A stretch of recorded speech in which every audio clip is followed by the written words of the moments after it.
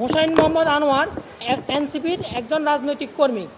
Hossain Mohammad আনোয়ারের legitimate expectation হইল যে আওয়ামী লীগ সহ 14 দল একত্রে রাজনৈতিক কর্মকাণ্ড করে গত 3 নির্বাচন এদেশে অবৈধ শাসন করেছে এবং বিভিন্ন প্রকার ফ্যাসিস্ট কার্যক্রমের সাথে জড়িত ছিল।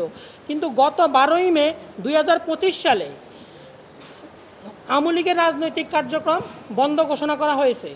আওয়ামী লীগের সাথে যে আরও 13টি রাজনৈতিক দল ছিল তাদের বিরুদ্ধে কোনো আইনানুগ ব্যবস্থা গ্রহণ করা হয় নাই এবং এই বাকি যে 13টি রাজনৈতিক দল আছে তাদের রাজনৈতিক কার্যক্রম নিষিদ্ধ ঘোষণা করার জন্য আমরা আইনি নোটিশ প্রেরণ করেছি।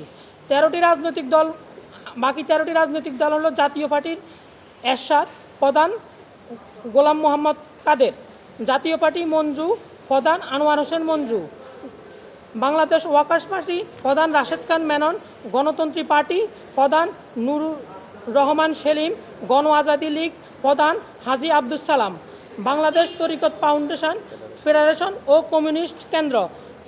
এই বাকি 13টি রাজনৈতিক দলের রাজনৈতিক কার্যক্রম নিষিদ্ধ করার জন্য আমরা আইনি নোটিশ প্রদান করেছি।